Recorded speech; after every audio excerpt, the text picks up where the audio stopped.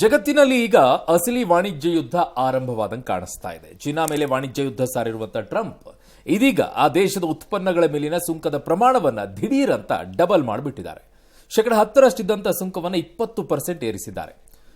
ಫೆಂಟನಿಲ್ drugs ಅಕ್ರಮ ಸಾಗಣೆ ತಡೆಯುವಲ್ಲಿ ಬೀಜಿಂಗ್ ವಿಫಲವಾಗಿದೆ ಅನ್ನೋ ಕಾರಣ ನೀಡಿ ಟ್ರಂಪ್ ಈ ನಿರ್ಣಯವನ್ನು ತಗೊಂಡಿರೋದು. ಇದಕ್ಕೆ ಚೀನಾ ಕೂಡ ಕೌಂಟರ್ ಕೊಟ್ಟಿದೆ. ಅಮೆರಿಕದ ಉತ್ಪನ್ನಗಳ ಮೇಲೆ 10% ಸುಂಕ ವಿಧಿಸೋದಾಗಿ ಪ್ರಕಟಿಸಿದೆ. ಇದೇ ವೇಳೆ ಐರೋಪ್ಯ ಒಕ್ಕೂಟದ ಜೊತೆಗಿನ ಬಂಧವನ್ನು ಮತ್ತಷ್ಟು ಬಲಪಡಿಸಿಕೊಳ್ಳೋಕೆ ಚೀನಾ ಮುಂದಾಗಿದೆ. ಅಮೆರಿಕದ ಏಕಪಕ್ಷೀಯ ತೀರ್ಮಾನಗಳ ವಿರುದ್ಧ ಇಯು ಜೊತೆ ಕೆಲಸ ಮಾಡಲು ಸಿದ್ಧ ಇದ್ದೀವಿ ಅಂತ ಚೀನಾ ಘೋಷಿಸಿದೆ, ಯುರೋಪಿಯನ್ ಯೂನಿಯನ್ ಜೊತೆಗೆ. ಇನ್ನು ಕೆನಡಾ, ಮೆಕ್ಸಿಕೋ ಉತ್ಪನ್ನಗಳ ಮೇಲೆ ಟ್ರಂಪ್ ವಿಧಿಸಿದ್ದ 25% ಸುಂಕ ನೀತಿ ಇಂದಿನಿಂದ ಜಾರಿಯಾಗಿದೆ. ಇದಕ್ಕೆ ಪ್ರತಿಯಾಗಿ ಅಮೆರಿಕದ ಮದ್ಯ ಮತ್ತು ಹಣ್ಣು ಸೇರಿ $107 ಬಿಲಿಯನ್ ಉತ್ಪನ್ನಗಳ ಮೇಲೆ ಕೆನಡಾ ಸಹ 25% ಸುಂಕವನ್ನು ವಿಧಿಸಿದೆ. ಇವತ್ತು ಸಂಜೆಯಿಂದ ಇದು ಜಾರಿಗೆ ಬರುತ್ತೆ. ಸುಂಕದ ಯುದ್ಧದ ಪರಿಣಾಮ ವಿಶ್ವ ಮಾರುಕಟ್ಟೆ ಮೇಲಾಗಿದೆ. ಬಹುತೇಕ ಷೇರುಪೇಟೆಗಳೆಲ್ಲ ಡಮಾರಾಗೋಗಿದೆ. ಸುಂಕದ ಹೆಸರಲ್ಲಿ ಟ್ರಂಪ್ ಚೆಲ್ಲಾಟ ಆಡ್ತಾ ಇದ್ದಾರಂತ ದಿಗ್ಗಜ ಇನ್ವೆಸ್ಟರ್ ವಾರೆನ್ ಬಫೆಟ್ ತೀವ್ರ ಕಳವಳವನ್ನು ವ್ಯಕ್ತಪಡಿಸಿದ್ದಾರೆ. ಒಬ್ರಿಗೊಬ್ರು ಈಗ ತೆರಿಗೆಯನ್ನು ಹಾಕೊಳ್ತಾ ಇದ್ರೆ ಇದರ ಪರಿಣಾಮಗಳೇನಾಗಬಹುದು ಸರ್? ಪರಿಣಾಮ ಏನು? ದುಡ್ಡು ಜಾಸ್ತಿ ಆಗುತ್ತೆ ಅಲ್ಲ, ಅಷ್ಟೇ, ಇನ್ನೇನಾಗುತ್ತೆ ಪರಿಣಾಮ. ಓಕೆ, ಇದನ್ನೀಗ ಆರಂಭ ಮಾಡಿದರೆ ಟ್ರಂಪ್. ಈಗ ಅಲ್ಲಿ ಉದ್ಯೋಗ ಸೃಷ್ಟಿಯ ಜೊತೆಗೆ ಇನ್ನೇನೆಲ್ಲ ಲಾಭಗಳಾಗ್ಬೋದು ಸರ್ ಅಮೆರಿಕಾದಲ್ಲಿ? ಅಮೆರಿಕಕ್ಕೆ ಉದ್ಯೋಗ ಸೃಷ್ಟಿ ಆಗ್ಬಿಡಲ್ಲ ಹಂಗೆಲ್ಲ. ಹಾಂ ಸರ್, ಕಾರು ಮ್ಯಾನುಫ್ಯಾಕ್ಚರ್ ಆಗ್ತಾ ಇದೆ ಕೆನಡಾನಲ್ಲಿ ಅಂತಂದ್ರೆ ಅಥವಾ ಮೆಕ್ಸಿಕೋನಲ್ಲಿ. ಇವ್ರು ಸುಂಕ ಹಾಕಿದ ತಕ್ಷಣ ಕಾರಿನ ಫ್ಯಾಕ್ಟ್ರಿ ತಗೊಂಡೋಗಿ ಬೆಳಗ್ಗೆ ಸ್ಟಾರ್ಟ್ ಮಾಡಕ್ಕೆ ಅದೇನು ರಸಮ ಸಾಂಬಾರ ದಿಢೀರಂತ ಮಾಡಿ ಹಂಗಾಗಲ್ಲ. But the large number of investors ಅಮೆರಿಕದ ಒಳಗಡೆ ದುಡ್ಡನ್ನು ಹಾಕಲಿಕ್ಕೆ ಮುಂದೆ ಬರ್ತಿದ್ದಾರೆ. ಫಾರ್ ಎಕ್ಸಾಂಪಲ್, ನಿನ್ನೆ TSMC, the largest chip makers, ನಿಮ್ಮ ಎಲ್ಲ ಮೊಬೈಲ್ಗಳು ಎಲ್ಲಾದ್ರಲ್ಲೂ ಬರೋ ಚಿಪ್ಸ್ ಇದೆಯಲ್ಲ, ಈ ಚಿಪ್ಸನ್ನ ಮ್ಯಾನುಫ್ಯಾಕ್ಚರ್ ಮಾಡೋ ಕಂಪನಿ ಅದು. It's a Taiwan company. ಪ್ರಪಂಚದ 90% ಚಿಪ್ಪನ್ನು ಅವರೇ ಮ್ಯಾನುಫ್ಯಾಕ್ಚರ್ ಮಾಡೋದು. ಮೊನೋಪಲಿ ಅವರು. ಮೇಡ್ ಇನ್ ತೈವಾನ್ ಅಂತ ಬರುತ್ತೆ. ಮೇಡ್ ಇನ್ ತೈವಾನ್ ಅದು. ಅವರು ಒಂದು $100 ಬಿಲಿಯನ್ ಹಾಕ್ತಿದ್ದಾರೆ. ಅದೇ ಥರ ಒಂದು AI ಬಿಸ್ನೆಸ್ ಅಲ್ಲಿ ಯಾರೋ ಒಂದು $500 ಬಿಲಿಯನ್ ಹಾಕ್ತೀನಿ ಬಂದಿದ್ದಾರೆ. ಹೀಗೆಲ್ಲ ಬರ್ತಿದ್ದಾರೆ. ಬಟ್ ಅದಕ್ಕೆಲ್ಲ ಟೈಮ್ ತಗೊಳತ್ತೆ. ನಾಳೆ ಬೆಳಗ್ಗೆ ಟಪಕ್ ಅಂತ ಅಮೆರಿಕಾಲಿ ಜಾಬ್ ಎಲ್ಲ ಎದ್ದು ಬಿಡ್ತು, ಹಂಗೆಲ್ಲ ಹೇಳಕ್ಕಾಗಲ್ಲ. ಬಟ್ ಪ್ರಪಂಚದ ಮೇಲೆ ಬೀಳುವಂತ ಪರಿಣಾಮಗಳು ಬಹಳ ಜನಕ್ಕೆ ಈ ಟ್ಯಾರಿಫ್ ಅರ್ಥನೇ ಆಗಲ್ಲ. ನಿಮ್ಗೆ ಅರ್ಥ ಆಗಿದೆಯಾ? ಫಸ್ಟ್ ಆಫ್ ಆಲ್ ಅದು ಟ್ಯಾರಿಫ್ ಅಂತಿರಲ್ಲ ಎಲ್ಲರೂ. ಏನು, ವಾಟ್ ಈಸ್ ಟ್ಯಾರಿಫ್? ತೆರಿಗೆ, ಸರಕಿನ ಮೇಲೆ ಏನು ಹೆಂಗೆ ಆಯ್ತು? 25% ಕೊಟ್ಟರೆ ಆಯ್ತಲ್ಲ, ಏನು ಪ್ರಾಬ್ಲಮ್ ಇಲ್ಲ ಹಂಗಾರೆ. ಟ್ಯಾರಿಫ್ ಅಂದ್ರೆ ಹಂಗಲ್ಲ. Existing taxes are agreed upon tax regime ಏನಿದೆ ಅದರ ಮೇಲೆ ಬೀಳೋ ದುಡ್ಡಿದು. ಅಮೆರಿಕಕ್ಕೆ 3 ದೇಶಗಳು ಅತ್ಯಂತ ದೊಡ್ಡದಾದ ವಾಣಿಜ್ಯ ವ್ಯವಹಾರವನ್ನು ನಡೆಸುವಂಥ ದೇಶಗಳು. ಯಾಕೆ ಇಷ್ಟೊಂದು ಡೀಟೇಲ್ ಆಗಿ ಹೇಳ್ಕೊಂಡು ಕೂತ್ರಿ ಇವತ್ತು? ಸ್ಟಾರ್ಟ್ ಆದ ತಕ್ಷಣ ಇದು ಯಾವುದೋ ಕೆಲಸಕ್ಕೆ ಬರದೇ ಇರೋದನ್ನ ಅಂದರೆ ನಮ್ಮ ದೇಶಕ್ಕೆ ಹೆಂಗೆ ಹೊಡೆಯುತ್ತೆ ಅಂತ ಹೇಳ್ತೀನಿ ಆಮೇಲೆ ಬೇಕಾದ್ರೆ. 3 ದೇಶ ಯಾವುದು ಅಂದರೆ, ಒಂದು ಚೈನಾ, ಇನ್ನೊಂದು ಮೆಕ್ಸಿಕೋ, ಇನ್ನೊಂದು ಕೆನಡಾ. ಈ 3 ಮೇಲೂ ಈಗ ಇವರು ಮೆಕ್ಸಿಕೋ ಮತ್ತು ಕೆನಡಾ ಮೇಲೆ 25%, ಚೈನಾ ಮೇಲೆ 20%, 10 ಇತ್ತು 20 ಮಾಡಿದ್ದಾರೆ, 20% ಟ್ಯಾರಿಫನ್ನು ಹಾಕಿದ್ದಾರೆ. ಅಂದರೆ ಅಲ್ಲಿ ಮ್ಯಾನುಫ್ಯಾಕ್ಚರ್ ಉತ್ಪಾದನೆಯಾಗುವ ಪದಾರ್ಥಗಳು ಅಮೇರಿಕವನ್ನು ಪ್ರವೇಶ ಮಾಡುವಾಗ ಯಾವುದು ಸ್ಥಾಪಿತ ತೆರಿಗೆಗಳಿವೆ ಅದರ ಮೇಲೆ ಅದಕ್ಕೆ 25% ಬೀಳುತ್ತೆ ಅವ್ರಿಗೆ. ಸೊ ಇದರಿಂದ ಏನಾಗುತ್ತೆ? ಇಲ್ಲ, ಮೆಕ್ಸಿಕೋ, ಚೈನಾ ಮತ್ತು ಕೆನಡಾಲಿರೋ ಫ್ಯಾಕ್ಟ್ರಿಗಳು ನಮ್ಮ ಕೈಲಿ ಆಗಲ್ಲ ಇದನ್ನು ಉತ್ಪಾದನೆ ಮಾಡೋರು ಕೊಡೋಕ್ಕೆ ಈ ರೇಟಲ್ಲಿ ಅಂತ ಹೇಳಿ ಮುಚ್ಚಬೇಕು. ಇಲ್ಲ, ಆ ದುಡ್ಡು ಏನಿದೆ $125. ಫಾರ್ ಎಕ್ಸಾಂಪಲ್, ಒಂದು ಟಾಯ್, ಒಂದು ಆಟದ ಸಾಮಾನು ತೊಗೊಳ್ಳೋಣ, ಅದಕ್ಕೆ $10 ಇದೆ, ಎಲ್ಲ ತೆರಿಗೆಗಳು ಸೇರಿ ಅಂತ ಇಟ್ಕೊಳ್ಳಿ ಇವತ್ತಿನ ಅಮೆರಿಕದಲ್ಲಿ. ಈಗ 25% ಅಂದರೆ $2.25 ಎದ್ದೇಳ್ತು ಮೇಲಕ್ಕೀಗ. ಸೊ ಈಗ ಆ ಆಟಿಕೆಯ ಬೆಲೆ $12.25 ಆಯ್ತೀಗ. ಆಟಿಕೆಯ ಬೆಲೆ 25% ಆ್ಯಡ್ ಆದರೆ, ಅಥವಾ $13 ಅಂತ ಇಟ್ಕೊಳ್ಳಿ. $13ಗೆ ಅಮೆರಿಕದ ಪ್ರಜೆ $3 ಎಕ್ಸ್ಟ್ರಾ ಕೊಟ್ಟು ತಗೋಬೇಕೀಗ. ಈಗ ಅವ್ರಿಗೆ ಹೊರೆ ಆಯ್ತಲ್ಲ, ಆಗಬಹುದು. ಇದು ಮೊದಲೇ ಇನ್ಫ್ಲೇಷನ್, ಹಣದುಬ್ಬರದ ವಿಚಾರದಲ್ಲಿ ಅಮೆರಿಕದ ಪರಿಸ್ಥಿತಿ ಚೆನ್ನಾಗಿಲ್ಲ. ಅಮೆರಿಕ ಮೇಲ್ನೋಡಕ್ಕೆ ಭಾಳ ದೊಡ್ಡ ದೇಶ ಅಂತ ತನ್ನನ್ನು ತಾನು ಕರ್ಕೋಬೋದು. ಆರ್ಥಿಕವಾಗಿ ತೀವ್ರ ದುಸ್ಥಿತಿಯಲ್ಲಿರುವ ದೇಶಗಳಲ್ಲಿ ಅದೇ ನಂಬರ್ 1. ಅರೌಂಡ್ $30-36 ಟ್ರಿಲಿಯನ್ ಅಷ್ಟು ಸಾಲ ಇಟ್ಕೊಂಡು ಕೂತಿರೋರು. ಅವ್ರಿಗೆ ಡಾಲರ್ ಪ್ರಿಂಟ್ ಮಾಡೋಕ್ಕೆ ಅನುಮತಿ ಇದೆ ಅಂದ್ಬಿಟ್ಟು ಪ್ರಿಂಟ್ ಹೊಡ್ಕೊಂಡು ಕೂತಿದ್ದಾರೆ ಅಷ್ಟೇ. ಸಿಗಾಕೋತಾರೆ ಒಂದಿನ, ಎಲ್ಲೂ ಹೋಗಲ್ಲ ಇವರು. ಒಂದಿನ ಈ ಏಟ್ ತಿಂತಾರೆ ಸರಿಯಾಗಿ. ಈಗ ಅಮೆರಿಕದ ಜನ ದುಡ್ಡನ್ನು ಕೊಟ್ಟು ತಗೋತಾರೋ, ಓಕೆ. ಟ್ರಂಪ್ ಮೇಲೆ ತಿರುಗಿ ಬೀಳ್ತಾರೋ, ಹಾಂ ಹಾಂ. ಅಥವಾ ನಮ್ಮ ದೇಶಕ್ಕೋಸ್ಕರ ತ್ಯಾಗ ಮಾಡೇ ಬಿಡೋಣ, ಇನ್ನು 2 ವರ್ಷಕ್ಕೆ ಅದೇ ಟಾಯ್ ನಮ್ಮಲ್ಲೇ ಮ್ಯಾನುಫ್ಯಾಕ್ಚರ್ ಆಗಕ್ಕೆ ಸ್ಟಾರ್ಟ್ ಆಗುತ್ತೆ ಇಲ್ಲಿ ಅಂದ್ಬಿಟ್ಟು ಕಾಯ್ತಾರೋ. They have no idea. ಆ ಕುತೂಹಲ ಇದೆ. There is a methodology ಟ್ಯಾರಿಫಲ್ಲಿ.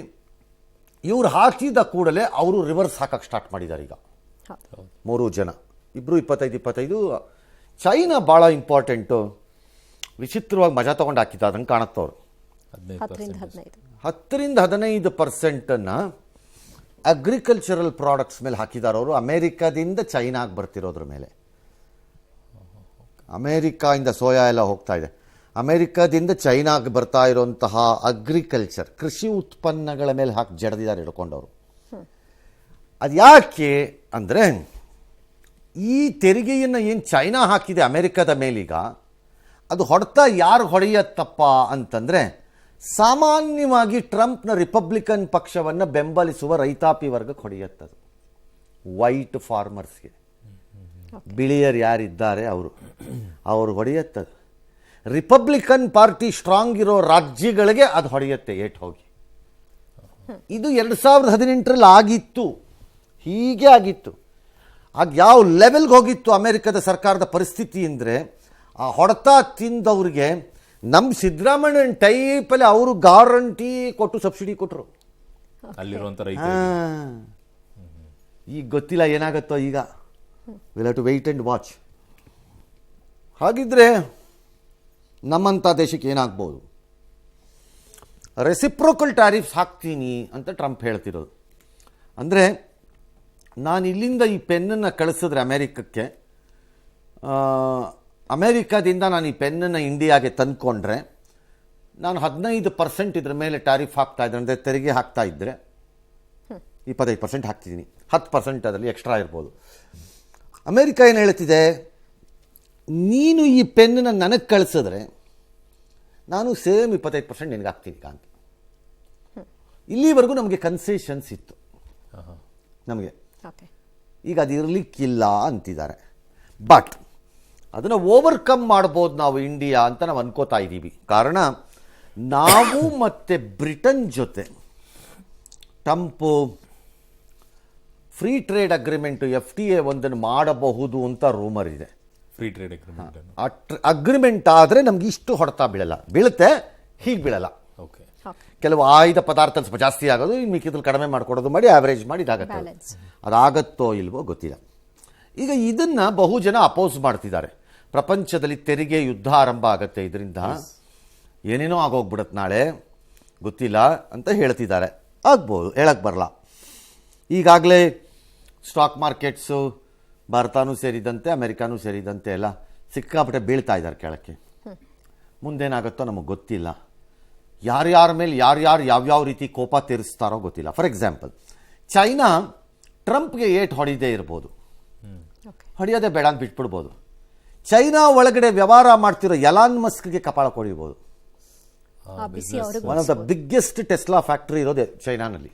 ಅಲ್ಲಿಗೆ ಏಟ್ಬಿಡು. ಹಾಂ, ಅಲ್ಲಿಗೆ ಹೊಡಿಬೋದು ಏಟನ್ನು, ಬಾಣ ನಿಂಗೆ ಮಾಡೋಣ ಅಂತ. ಅದರ ಎಫೆಕ್ಟ್. ಹಾಗಾಗಿ ಇದು ಯಾವ ರೂಪವನ್ನು ಬೇಕಾದ್ರೂ ಪಡಿ. ಬಟ್ ಪ್ರಪಂಚದಲ್ಲಿ ಒಕ್ಕೂಟಗಳಂತಿದಾವಲ್ಲ ಸರ್, ದೇಶಗಳು ಒಂದೊಂದೊಂದೊಂದು ಒಕ್ಕೂಟಗಳನ್ನು ಮಾಡ್ಕೊಂಡಿದಾವಲ್ಲ. ಅಮೆರಿಕವನ್ನ ಹೇಳುವಂತ ಪರಿಸ್ಥಿತಿಗಳಲ್ಲಿ ಯಾವ ಒಕ್ಕೂಟ ಹೇಳಿ? ಒಕ್ಕೂಟ ಅಂದ್ಬಿಟ್ರೆ ಈಗ ನ್ಯಾಟೋ ಇದೆ, ಈ ಕಡೆಗೆ ಸೋವಿಯತ್ ಇದೆ, ಈ ಕಡೆಗೆ ಅಮೆರಿಕ ಸೋವಿಯತ್ ಅಲ್ಲ ಸರ್, ಸೋವಿಯತ್ ಯೂನಿಯನ್ ಅಂತ ಇದೆಯಲ್ಲ. ಹೇಳ್ರಿ, ಎಲ್ಲಿದೆ? ಅಲ್ಲ, ರಷ್ಯಾದಿರೋದ್ರಿಂದ ಸರ್. ರಷ್ಯಾದೆಲ್ರಿ ಒಕ್ಕೂಟ ಇದೆ? ರಷ್ಯಾದ ಒಕ್ಕೂಟ ಇಲ್ಲ ಸರ್. ಏನಿಲ್ಲ ಒಕ್ಕೂಟ. ಅಲ್ಲ ಸರ್, ಈಗ ಆ ದೇಶಗಳು ಒಂದೊಂದು ಕಡೆ ಕುತ್ಕೊಂಡಿರ್ಬೇಕಾದ್ರೆ ಒಕ್ಕೂಟ ಯಾವ್ದು ಹೇಳಿ ಅವಾಗ ಹೇಳ್ಬೋದು ನಾನು. ಒಕ್ಕೂಟ ಎಲ್ಲಿ? ಯುರೋಪಿಯನ್ ಯೂನಿಯನ್ ಇದೆಯಲ್ಲ ಸರ್. ಹಾ, ಹಂಗೇಳಿ. ಯುರೋಪಿಯನ್ ಯೂನಿಯನ್ ಇದೆ. ಸೊ ಹೀಗೆ 27 ದೇಶಗಳಿರುವಂತ ಅದು ಇದೆ ಸರ್. ಸೊ ಆ ರೀತಿಯಾಗಿ ಅಮೆರಿಕವು ಇರುವಂತ ರೀತಿಯಲ್ಲಿ ಅಲ್ಲಿ ಹೇಳ್ಕೊಳ್ಳುವಂತ ರೀತಿಯಲ್ಲಿ ಆ ದೇಶಗಳು ಅದ್ರ ಮೇಲೆ ಒತ್ತಡ ಹಾಕುವಂತ ಪ್ರಯತ್ನ ಯಾವುದು ಮಾಡ್ತಾ ಇಲ್ವಾ ಅಂತ. ಮಾಡ್ತಿಲ್ಲ, ಮಾಡ್ತಾರೆ, ಮಾಡಲ್ಲ ಅಂತಲ್ಲ. ಮಾಡಿದ್ರೆ ಅದನ್ನು ಕೇಳೋ ಪರಿಸ್ಥಿತಿ ಸದ್ಯಕ್ಕೆ ಅಮೆರಿಕ ಇಲ್ಲ, ಅಥವಾ ಅದರ ಅಧ್ಯಕ್ಷ ಇಲ್ಲ. ನಂಬರ್ 1. ನಂಬರ್ 2, ಅಮೆರಿಕದ ಡಾಲರ್ ಸಾರ್ವಭೌಮತೆ ಏನಿದೆ ಅದನ್ನು ಅಮೆರಿಕ ಒಂದು ಅಸ್ತ್ರವಾಗಿ ಬಳಸ್ಕೋತಾ ಇದೆ ಪ್ರಪಂಚದಲ್ಲಿ. ತನಗಾಗದವರನ್ನು ಹಿಂಸಿ ಹಿಂಡೆ ಮಾಡೋ ಹಿಂಡಿ ಹಿಪ್ಪೆ ಮಾಡೋಕ್ಕೆ ಡಾಲರ್ನ ವ್ಯವಹಾರವನ್ನೇ ಅಸ್ತ್ರವಾಗಿ ಬಳಸುತ್ತೆ. What do we call it is weaponisation of dollar ಅಂತ ಕರಿತೀವಿ. ಡಿಡಾಲರೈಸೇಷನ್ ಆಗಬೇಕು ಅನ್ನೋದು ನಮ್ಮೆಲ್ಲರ ಬಯಕೆ. ಆ ಡಿಡಾಲರೈಸೇಷನ್ ಮಾಡಬೇಕು ಅಂದಿದ್ದಕ್ಕೆ ಬ್ರಿಕ್ಸ್ಗೆ ಅವ್ರು ಹೇಳಿದ್ದು ನಾ 300% ಆಗ್ತೀನಿ ನಿಮ್ಮ ಮೇಲೆ ನೋಡ್ತಾ ಇರಿ ಆಮೇಲೆ ಅಂತ. ಗೊತ್ತು ಅವ್ನಿಗೆ ಭಯ ಇದೆ, ಡಿಡಾಲರೈಸೇಷನ್ ಆದರೆ ತನ್ನ ದೇಶದ ಪರಿಸ್ಥಿತಿ ಮುಗೀತು ಅಂತ. ಅಮೆರಿಕದ ಡಾಲರ್ ಸಾರ್ವಭೌಮತೆ ವಿಶ್ವದ ವಾಣಿಜ್ಯ ವ್ಯವಹಾರದಲ್ಲಿ ಇಳಿದು ಬಿಟ್ರೆ ಕೆಳಕ್ಕೆ ಅಮೆರಿಕ ಏನಿಲ್ಲ, ಪುಸ್ಸಾಗತ್ತೆ, ಏನು ಮಾಡೋಕ್ಕಾಗಲ್ಲ ಇವ್ರ ಕೈ. ಹೆಚ್ಚಾನೆಚ್ಚು ಆಗ್ತಾ ಇರೋ ಡ್ಯಾಮೇಜ್ ಇಯುಗೆ ಡಿಪೆಂಡೆನ್ಸಿ ಅಮೆರಿಕ ಜೊತೆ ಇದೆ. ನೀವು ನೇಟೋ ಹೇಳ್ತಾ ಇದ್ರಿ, ನೇಟೋ ಮಿಲಿಟರಿಯ ಗುಂಪದು, ಅದರ ನಾಯಕತ್ವ ಯಾರದ್ದು? ಅಮೆರಿಕದ್ದೇ ನಾಯಕತ್ವ. ಮತ್ತು ಯು ಯಾಕೆ ಮಾತಾಡೋಕ್ಕಾಗಲ್ಲ ಯುರೋಪಿಯನ್ ಯೂನಿಯನ್ ಅವ್ರಿಗೆ? ಫಸ್ಟ್ ಅವ್ರಿಗೆ ಒಗ್ಗಟ್ಟಿಲ್ಲ. ಎರಡನೇದು, ಆ ನೇಟೋನ ನಡ್ಸಕ್ಕಿದೆಯಲ್ಲ ದುಡ್ಡು, 10 ರೂಪಾಯಲ್ಲಿ 6 ರೂಪಾಯಿನ ಅಮೆರಿಕ ಹಾಕತ್ತೆ, ಈ 4 ರೂಪಾಯಿನ ಉಳಿದವ್ರು ಹಾಕೋದು ಇವರೆಲ್ಲ. ಅದಕ್ಕೆ ಇಷ್ಟೊಂದು ಗಟ್ಟಿಯಾಗಿ ನಿಂತ್ಕೊಂಡು ಮಾತಾಡ್ತಾರೆ. ಹಾಂ, ಅದಕ್ಕೆ ಎಲ್ಲ ರ್ಯಾಮಿಫಿಕೇಶನ್ಸ್ ಇದೆ. ಟ್ರಂಪು ಅಮೆರಿಕದ ಅಧ್ಯಕ್ಷ ನಿಜ, ಆದರೆ ಬದಲಾಗುತ್ತಿರುವ ಪರಿಸ್ಥಿತಿನಲ್ಲಿ ಪ್ರಪಂಚಕ್ಕೂ ನಾನೇ ಅಧ್ಯಕ್ಷ ಅನ್ನೋ ಭ್ರಮೆಯಲ್ಲಿ ಭಾಳ ಅಧ್ಯಕ್ಷರು ಬಂದು ಹೋಗಿದ್ದಾರೆ ಅಮೆರಿಕಲ್ಲಿ. ನೋಡೋಣ ಇವ್ರ ಕತೆ ಏನಾಗುತ್ತೆ ಅಂತ. ಓಕೆ, ಇನ್ನು ಜಗತ್ತಿನ ರಾಜಕೀಯ ಸಮೀಕರಣಗಳು ಬದಲಾಗ್ತಿದೆ. ಬದಲಾದ ಕಾಲಘಟ್ಟದಲ್ಲಿ ರಷ್ಯಾ ಅಮೆರಿಕ ಒಂದೇ ಗೂಡು ಸೇರ್ಕೊಂಡಿವೆ. ದಿನ ಕಳೆದಂತೆ ರಷ್ಯಾಗೆ ಅಮೆರಿಕ ಇನ್ನಷ್ಟು ಹತ್ತಿರವಾಗ್ತಾ ಇದೆ. ಈ ಹಿಂದೆ ರಷ್ಯಾ ಮೇಲೆ ವಿಧಿಸಿದ ನಿರ್ಬಂಧಗಳನ್ನು ತೆರವು ಮಾಡಲು ಟ್ರಂಪ್ ಸರ್ಕಾರ ಗಂಭೀರ ಚಿಂತನೆಯನ್ನು ನಡೆಸಿದೆ. ಆದರೆ ಇದಕ್ಕೆ ಪ್ರತಿಯಾಗಿ ಟ್ರಂಪ್ ಸರ್ಕಾರ ರಷ್ಯಾದಿಂದ ಏನನ್ನು ವಹಿಸ್ತಾ ಇದೆ ಅನ್ನೋದು ಮಾತ್ರ ಗೊತ್ತಾಗ್ತಿಲ್ಲ. ಈ ಬೆಳವಣಿಗೆ ಇಂಧನ ಬೆಲೆ ಇಳಿಕೆಗೆ ಕಾರಣವಾಗಬಹುದು ಅಂತ ಹೇಳಲಾಗ್ತಾ ಇದೆ. ಯುದ್ಧದ ವಿಚಾರದಲ್ಲಿ ರಷ್ಯಾ ಪರ ನಿಂತಿರುವ ಟ್ರಂಪ್ ಇದೀಗ ಉಕ್ರೇನ್ಗೆ ಬಿಗ್ ಶಾಕ್ ಅನ್ನು ನೀಡಿದ್ದಾರೆ. ಉಕ್ರೇನ್ ಶರಣಾಗತಿ ಮಾಡಿಸಲು ಪ್ಲಾನ್ ಮಾಡಿದಂತಿರುವ ಟ್ರಂಪ್ ಕೀವ್ಗೆ ಮಿಲಿಟರಿ ನೆರವನ್ನ ಸಂಪೂರ್ಣವಾಗಿ ಬಂದ್ ಮಾಡಲು ತೀರ್ಮಾನಿಸಿದ್ದಾರೆ. ಇದರಿಂದ ಯುದ್ಧಕ್ಕೆ ಪರಿಹಾರ ಸಿಗಲಿದೆ ಎಂಬ ವಿಶ್ವಾಸವನ್ನು ಅಮೆರಿಕ ವ್ಯಕ್ತಪಡಿಸಿದೆ. ಈ ಮಧ್ಯೆ ಅಮೆರಿಕ ಅಧ್ಯಕ್ಷ ಟ್ರಂಪ್ ರಷ್ಯಾ ಗೂಢಾಚಾರಿ ಎಂಬ ಸುದ್ದಿ ಹಬ್ಬಿದೆ. ಯುಎಸ್ಎಸ್ಆರ್ ಗೂಢಚರ್ಯೆ ಸಂಸ್ಥೆ ಕೆಜಿಬಿ 1987ರಲ್ಲಿ ಟ್ರಂಪ್ರನ್ನ ತನ್ನ ಏಜೆಂಟ್ ಆಗಿ ನೇಮಕ ಮಾಡಿಕೊಂಡಿತ್ತು ಅಂತ ಕೆಜಿಬಿಯ ಮಾಜಿ ಮುಖ್ಯಸ್ಥ ಅಲ್ನೂರ್ ಮುಸಾಯೆವ್ ಟ್ವೀಟ್ ಮಾಡಿಕೊಂಡಿದ್ದಾರೆ. ಟ್ರಂಪ್ ಕೋಡ್ ನೇಮ್ ಕ್ರಸ್ನೋಯ್ ಎಂದಾಗಿ ಅವರು ಹೇಳಿದ್ದಾರೆ. ಈ ಬಗ್ಗೆ ಮಿರರ್ ಪತ್ರಿಕೆ ಕೂಡ ವರದಿ ಮಾಡಿದೆ. ಟ್ರಂಪ್ಗೆ ಸಂಬಂಧಿಸಿದ ರಹಸ್ಯ ಮಾಹಿತಿ ಇಟ್ಕೊಂಡು ರಷ್ಯಾ ಆಟ ಆಡಿಸ್ತಾ ಇದೆ, ಪುಟಿನ್ ಮುಷ್ಟಿಯಲ್ಲಿ ಟ್ರಂಪ್ ಇರಬಹುದು ಅಂತೆಲ್ಲ ವ್ಯಾಖ್ಯಾನ ಮಾಡಿದ್ದಾರೆ. ಟ್ರಂಪ್ ಉದ್ಯಮಕ್ಕೆ ರಷ್ಯಾ ಕುಬೇರರು ಮಾಫಿಯಾ ನೆರವು ನೀಡಬಹುದು ಅಂತಲೂ ಕೂಡ ಹೇಳಲಾಗ್ತಾ ಇದೆ. ಇನ್ನು 2020ರ ಚುನಾವಣೆಯಲ್ಲಿ ತನ್ನ ನೆರವಿಗೆ ನಿಲ್ಲದ ಜೆಲೆನ್ಸ್ಕಿ ಮೇಲೆ ಟ್ರಂಪ್ ದ್ವೇಷ ಸಾಧಿಸ್ತಾ ಇದ್ದಾರೆ ಎನ್ನಲಾಗ್ತಿದೆ. ಖಾಸಗಿಯಾಗಿ ಟ್ರಂಪಿನ ವಿಚಾರದಲ್ಲಿ ಕೆಲವು ಮಾಹಿತಿಗಳು ರಷ್ಯಾ ಹತ್ರ ಇರಬಹುದು ಅನ್ನುವಂತಹ ಗಾಳಿ ಸುದ್ದಿಗಳು ಮೊದಲನೇ ಟರ್ಮಲ್ಲೂ ಇತ್ತು, ಖಾಸಗಿ ಮಾಹಿತಿಗಳು. ಎರಡನೇದು, ಅವ್ರದ್ದು ಬಿಸಿನೆಸ್ ವ್ಯವಹಾರದಲ್ಲಿ ಟ್ರಂಪನ್ನು ಸಿಕ್ಕಾಕಿಸ್ಕೊಂಡ್ಬಿಟ್ಟಿದ್ದಾರೆ ಪುಟಿನ್ ಅಂತ ಇತ್ತು. No idea. ಬಟ್ ಒಂದಂತೂ ಅತ್ಯಾಶ್ಚರ್ಯಕರ ರೀತಿಯಲ್ಲಿ ನಡೀತಾ ಇದೆ.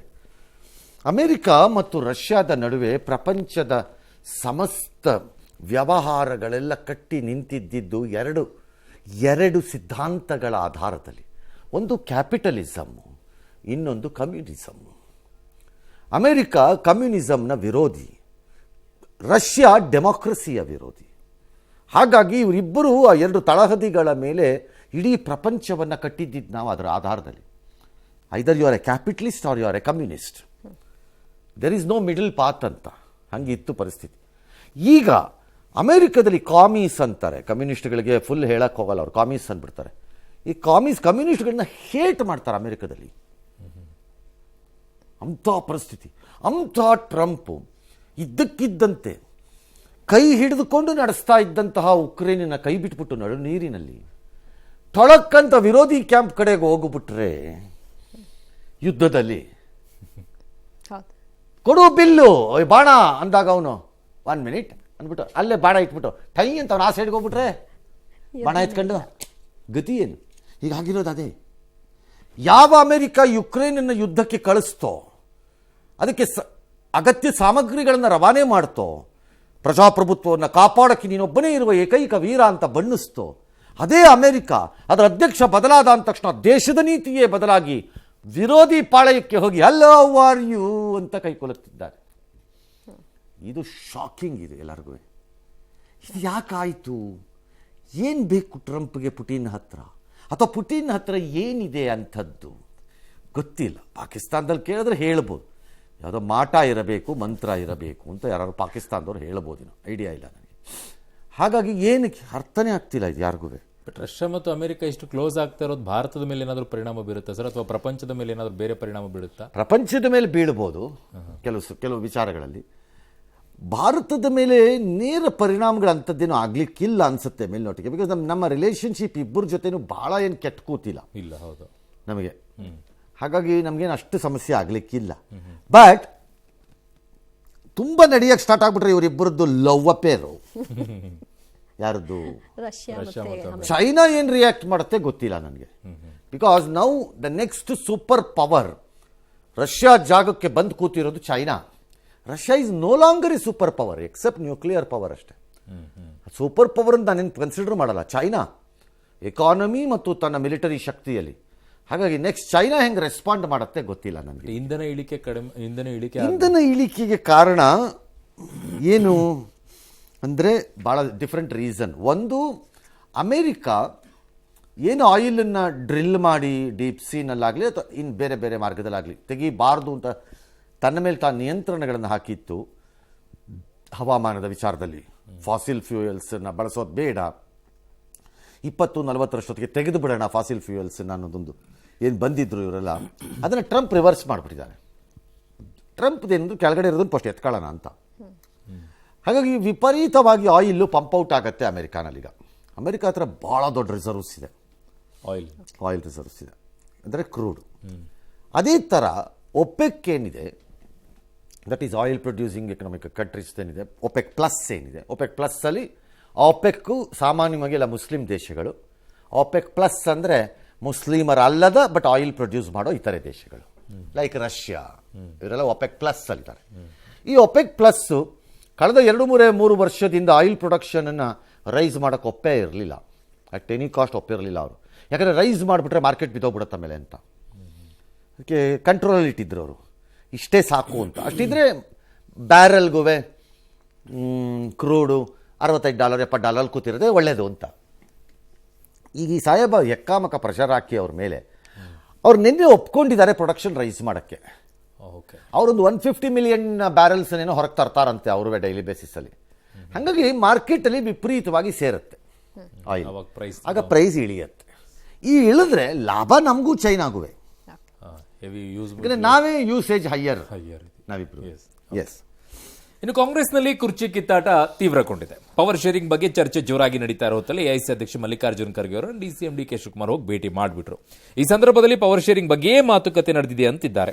ಆದರೆ ಡಿಸಿಎಂ ಡಿಕೆ ಶಿವಕುಮಾರ್ ಏನೂ ಹೇಳಿಲ್ಲ. ಈ ಬೆನ್ನಲ್ಲೇ ಸಿಎಂ ಸಿದ್ದರಾಮಯ್ಯ ಅವರ ಆಪ್ತೇಷ್ಟ ಸಚಿವ ಎಚ್ ಸಿ ಮಹದೇವಪ್ಪ ಕೂಡ ಖರ್ಗೆ ಅವರನ್ನ ಭೇಟಿ ಮಾಡಿ ಬಂದಿದ್ದಾರೆ.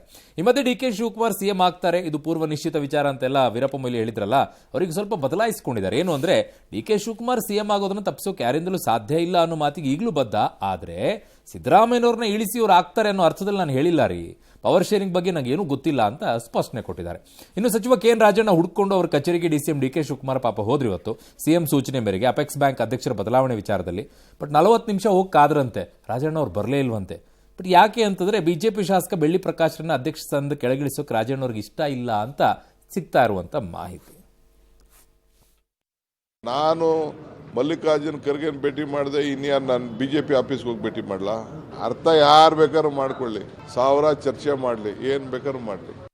ನಾನು ಆ ಹಿನ್ನೆಲೆಯಲ್ಲಿ ಮಾತನಾಡಿದ್ದಿಲ್ಲ. ಯಾಕಂತ ಹೇಳಿದ್ರೆ ಪವರ್ ಶೇರಿಂಗ್ ಅಗ್ರಿಮೆಂಟ್ ಆಗಿದೆ ಇಲ್ಲವೋ ಅಂತೇಳಿ ನಮ್ಗೆ ಗೊತ್ತಿಲ್ಲ. ಮುಖ್ಯಮಂತ್ರಿ ಆಗಲಿಕ್ಕೆ ಎಲ್ಲ ಅರ್ಹತೆ ಇದೆ, ಪಕ್ಷವನ್ನು ಚೆನ್ನಾಗಿ ಸಂಘಟನೆ ಮಾಡಿದ್ದೀರಿ, ಅದರಿಂದ ಇದರ ಬಗ್ಗೆ ಆತಂಕ. ಅವರಿಗೆ ಸ್ವಲ್ಪ ಆರೋಗ್ಯ ಹೆಚ್ಚು ಕಮ್ಮಿ ಆಯಿತು ಅಂತ ಅಂದ್ಬಿಟ್ಟು ಅವರೆಲ್ಲ ಹೋಗಿದ್ದಾರೆ ಅಂತ ಅಸೆಂಬ್ಲಿಲಿ ಇದ್ರು ಅಂತ ಹೇಳ್ತಾ ಇದ್ದಾರೆ. ಕೆಲವು ಟೈಮಲ್ಲಿ ನಮಗೆಲ್ಲ ವಯಸ್ಸಿಗೆ ನನಗೂ ಈಗ ಇದೆಲ್ಲ ನೋವು ಬಂದ್ಬಿಟ್ಟಿದೆ. ಟೈಮಲ್ಲಿ ಏನೋ ಇರ್ತದಷ್ಟೇ. ನಾಳೆ ಅದನ್ನ ಮಾತಾಡ್ತೀನಿ ಅವ್ರ ಹತ್ರ. ಏನ್ ಕೂತಲ್ಲ, is my leader, senior leader, ಎಲ್ಲ ಅಪೆಕ್ಸ್ ಬ್ಯಾಂಕ್ ಉಳಿ. ಸರ್, ಮೊಯ್ಲಿ ಅವ್ರದ್ದು ವಿಚಾರ ಚೆನ್ನಾಗಿದೆ. ನಿನ್ನೆ ಸೆಟಲ್ಡ್ ಮ್ಯಾಟರ್ ಅಂತ ಹೇಳಿ ಹೇಳಿದೆ. ಮೊಯ್ಲಿ ಲೆವೆಲಲ್ಲಿ ಇಲ್ಲ ಹೇಳಿದೆ. ಇವತ್ತು ಅವರು ಹೇಳುದು ನನಗೆ ಗೊತ್ತಿಲ್ಲ, ನನಗೆ ಗೊತ್ತಿತ್ತು, ಅವ್ರಿಗೆ ಗೊತ್ತಿಲ್ಲ. ಆದರೂ ಹೇಳ್ಬಿಟ್ರಲ್ಲ ಸರ್. ಮೊಯ್ಲಿಯವರ ಪ್ರಭಾವಳಿ ಇರಲಿಲ್ಲ ಅಂತ ಹೇಳಕ್ ಬರಲ್ಲ ನಾನು ಕಾಂಗ್ರೆಸ್ಸಲ್ಲಿ. ಕಳೆದ 4-5 ವರ್ಷಗಳಲ್ಲಿ ಆಗಿರುವಂತಹ ಕೆಲ ಬೆಳವಣಿಗೆಗಳು, ಪರ್ಟಿಕ್ಯುಲರ್ಲಿ ಇವರು ಆ ಕಾಗದಕ್ಕೆ ಸೈನ್ ಹಾಕದ ಮೇಲೆ, ಶಶಿ ತರೂರು ಇವರು ಕಪಿಲ್ ಸಿಬಲ್ ಸೇರ್ಕೊಂಡು ಸೈನ್ ಹಾಕ್ಬಿಟ್ರಲ್ಲ, ಇವರೇನೋ ಹಿಂದಕ್ಕೆ ಬಂದ್ರು, ಕ್ಷಮೆ ರೂಪದಲ್ಲೇನೋ ಮಾಡಿದ್ರು. ಆದರೂ ಕಾಂಗ್ರೆಸ್ ಅದನ್ನು ಪೂರ್ಣವಾಗಿ ಒಪ್ಪದೆ ಅಂತ ಕಾಣಿಸಿಲ್ಲ. ಆಮೇಲೆ ಮೊನ್ನೆ ಲೋಕಸಭಾ ಟಿಕೆಟ್ ಕೈ ಎತ್ಬಿಟ್ರು. ಹಾಗಾಗಿ ಅದಾದಮೇಲೆ ಅವ್ರಿಗೆ ಇವೆಲ್ಲ ಗೊತ್ತಾಗೋ ಲೆವೆಲಲ್ಲಿ ಅವ್ರು ಇದ್ದಾರೆ ಈ ಪಾರ್ಟಿನಲ್ಲಿ ಅಂತ ನನಗೆ ಅನಿಸಿಲ್ಲ. ಸುಮ್ಮನೆ ಇದಾರೆ ಇರು ಅಲ್ಲ ಬೇರೆ ವಿಚಾರ ಇರ್ಬೋದು, ಒಳ್ಳೆ ಲೀಡ್ರಾಗೇ ಇರ್ಬೋದು. ಬಟ್ ಈ 40 ನಿಮಿಷ ಹೋಗಿ ಕಾಯ್ಕೊಂಡು ಬರುವಂತ ಪರಿಸ್ಥಿತಿ ಏನೋ ಹೇಳಿದ್ರಲ್ಲ, ಏನೋ ಹೆಲ್ತ್ ಇತ್ತು health ಇರ್ಬೋದು, ನನಗೇನು ಗೊತ್ತು, ಇರಬಹುದು. ಹೇಗೆ ಹೇಳಲಿ ನಾನು, ಇವತ್ತಿನ ಸಂದರ್ಭದಲ್ಲಿ ಯಾರನ್ನೇ ಮೀಟ್ ಮಾಡಿದ್ರು ಇಂಥದ್ದೇ ವಿಷಯಕ್ಕೆ ಚರ್ಚೆ ಆಗ್ತಿರ್ಬೋದು. ಇರ್ಬೋದು. ನಾಳೆ ಬಿಜೆಪಿ ಆಫೀಸ್ಗೂ ಹೋಗ್ಬೋದು. ಈ ಡಿ ಕೆ ನಂಬಕ್ಕಾಗಲ್ಲ. ಯಾಕೆ ಹೋದ್ರಿಂದ ಏನು ಒಳ್ಳೆ ಬರ್ದ ಏನಿದು, ಅವ್ರು ಏನೋ ಅವ್ರ ರೋಡಿನ ಪ್ರಾಬ್ಲಮ್ ಎಲ್ಲ ಬಂದು ಹೇಳಿದ್ರು. ಕೇಳಕ್ ಹೋಗಿದ್ದು ನಮ್ಮ ಪಾರ್ಟಿದೆಲ್ಲ ಭಾಳ ಕಷ್ಟ ಆಗತ್ತೆ ನೋಡಿ, ಬಿಲ್ಡಿಂಗಲ್ಲಿ ಹಿಂಗೆ ಮಾಡ್ತಾ ಇದ್ದಾರೆ, ಇದೆಲ್ಲ ಅಕ್ಕಪಕ್ಕದ ಏನೋ ಆಗ್ತಾ ಇದೆ. ಹೋಗಿ ನೋಡಿದೆ ಎಲ್ಲ ಬಿಲ್ಡಿಂಗ್ ಟೈಪ್. ಮಿನಿಸ್ಟರ್ ಅಲ್ಲ ನಾನು, ಹೋಗಿದ್ದೆ ಬಿಜೆಪಿ ಸೇರ್ಕೊಂಬಿಟ್ನಾ ಹೇಳ್ಬೋದು, ನಾನು ಹೋಗೋದು ಅಂತ ಅನ್ಬೋದು. D K is capable of talking all this. ಅವ್ರನ್ನ ಯಾರು ನಿರ್ಬಂಧಿಸೋಕೆ ಸಾಧ್ಯ ಚಾನ್ಸೇ ಇಲ್ಲ. ನಂಬಕ್ಕಾಗ if any one thinks I can predict D K, they are wrong. Simple, yes including Congress. Yes. ಇನ್ನು ಸ್ಯಾಂಡಲ್ವುಡ್ ಸ್ಟಾರ್ಗಳಿಗೆ ಎಚ್ಚರಿಕೆ ನೀಡುವ ಧಾಟಿಯಲ್ಲಿ ಮಾತನಾಡಿದ ಡಿಕೆ ಶಿವಕುಮಾರ್ ವಿರುದ್ಧ ಆಕ್ರೋಶ ಮುಂದುವರೆದಿದೆ. ಆದರೆ ಇದಕ್ಕೆಲ್ಲ DCM DK Shivakumar don't care ಅಂದಿದ್ದಾರೆ. ಡಿಕೆ ಮಾತನ್ನ ಸಮರ್ಥಿಸುವ ಭರದಲ್ಲಿ ರವಿ ಗಣಿಗ ವಿವಾದಾತ್ಮಕ ಹೇಳಿಕೆಯನ್ನು ಕೊಟ್ಟಿದ್ದಾರೆ. ಈ ಮಧ್ಯೆ ನಟ್ಟು ಬೋಲ್ಟು ವಿಚಾರ ಉಭಯ ಸದನಗಳಲ್ಲೂ ಕೂಡ ಪ್ರತಿಧ್ವನಿಸಿತು. ಸುದೀಪ್ಗೆ ಆಮಂತ್ರಣ ಸಿಕ್ಕಿರಲಿಲ್ಲ ಅನ್ನುವಂತಹ ವಿಚಾರವನ್ನು ಅವರ ಆಪ್ತ ಚಂದ್ರಚೂಡ್ ಅವರು ಹೇಳಿದರು. ಸಾಧು ಕೋಕಿಲ ಮಾತ್ರ ಪ್ರೋಟೋಕಾಲ್ ನೆಪವನ್ನು ಕೊಟ್ಟಿದ್ದಾರೆ. ಇನ್ನೊಂದು ಕಡೆ ಡಿಕೆಶಿಗೆ ಪರೋಕ್ಷವಾಗಿ ತಿರುಗೇಟು ಕೊಟ್ಟಿರೋ ಸಂಸದೆ ಕಂಗನಾ ರನೌತ್ ಕಲಾವಿದರ ರಕ್ಷಣೆಗೆ ದೇವರಿದ್ದಾನೆ, ಟೀಕೆ ಮಾಡೋರಿಗೆ ಅವಹೇಳನ ಮಾಡುವವರಿಗೆ ದೇವರು ಸದ್ಬುದ್ಧಿ ಕೊಡ್ಲಿ ಅಂತ ಕಾಲೆಳೆದ್ರು. ಅಂತಾನೆ ಹೇಳ್ತಾ ಇರೋದು ನಾನು. ನಂಗೇನು ಟೀಕೆ ಮಾಡಿದ್ರೆ ನಂಗೇನು ಬೇಜಾರೇನಿಲ್ಲ. ಇಲ್ಲ, ನಾವು ತಪ್ಪು ಮಾಡಿದ್ರೆ ನಾವು ಕರೆಕ್ಟ್ ಮಾಡ್ಕೊಂಡ, ಅವ್ರು ತಪ್ಪು ಮಾಡಿದ್ರೆ ಅವ್ರು ಕರೆಕ್ಟ್. ಅವ್ರದ್ದು ಇದು. ನಾವು ಫಿಲಮ್ ಇಲ್ಲದೆ ನಾವು ಬದುಕಕ್ಕೆ ನಮ್ಮ ಕೈಯಲ್ಲಿ ಶಕ್ತಿ ಇದೆ. ಅವ್ರು ಪ್ರಮೋಟ್ ಮಾಡ್ಕೋಬೇಕಾದ್ರೆ ಸರ್ಕಾರನೂ ಬೇಕು, ಜನ ಬೇಕು. ಅವ್ರಿಗೆ ಮೇಕಾದಾಟು ಕನ್ನಡಿಗರಿಗೆ, ಕರ್ನಾಟಕಕ್ಕೆ, ಬೆಂಗಳೂರಿಗೆ. ಇವ್ರು ನೀರು ಕುಡಿಯಲ್ವಾ? ಬೆಂಗಳೂರಲ್ಲಿ ನೀರು ಕುಡಿಯಲ್ವೇನ್ರಿ? ಇವ್ರ ಮನೆ ಇರೋದಿಲ್ರಿ, ಚಿತ್ರನಟರ ಮನೆ. ಅವ್ರ ಮನೆಗಳು ಪೈಪ್ ಕಟ್ ಮಾಡೋದೇನ್ರಿ? ಹಂಗಾರೆ ನಟರು ಭಾಗವಹಿಸ್ಬೇಕಾಗಿತ್ತು. ನೀವು ಕಲೀರಿ, ತಮಿಳ್ನಾಡವರು ಕಲೀರಿ. ಅಲ್ಲಿ ಯಾವ ಪಕ್ಷದವ್ರು ಕರೆ ಕೊಟ್ಟರು ಅಲ್ಲಿನ ನಟರು ಭಾಗಿಯಾಗಿದ್ರು. ಆಹ್ವಾನ ಅನ್ನೋದು ಬಂದಿಲ್ಲ. ಸಾಧು ಕೋಕಿಲ ಅವರು ತಪ್ಪು ಮಾಡಿದ್ರು ಅಂತ ಅನ್ಸುತ್ತೆ ನನಗೆ ಈ ಮಟ್ಟದಲ್ಲಿ. ಚಲನಚಿತ್ರೋತ್ಸವದ ಅಪಭ್ರಂಶಗಳ ಬಗ್ಗೆ ಯಾರು ಮಾತನಾಡ್ತಾರೆ? ನಮಗೆ ಒಂದು ಇನ್ವಿಟೇಷನ್ ಇಲ್ಲ. ಕಿಚ್ಚ ಸುದೀಪ್ ಅವ್ರಿಗೆ ಬಿಡಿ, ಯಶ್ ಅವ್ರಿಗೆ ಬಿಡಿ. ನೀವು ಮಾತಾಡೋದು ಕಿಚ್ಚ ಸುದೀಪ್ ಅವ್ರ ಬಗ್ಗೆ. ಅವ್ರ ಹೆಸರನ್ನಾರು ನೀವು ತಗೋಬೋದಾಗಿತ್ತು. ಧೈರ್ಯ ಮಾಡಿ ಸರ್. ಕೆಲವರಿಗೆ ಹೋಗಿಲ್ಲದೆ ಇರಬಹುದು, ಅಥವಾ ಕೆಲವರಿಗೆ ಮಿಸ್ ಆಗಿರಬಹುದು.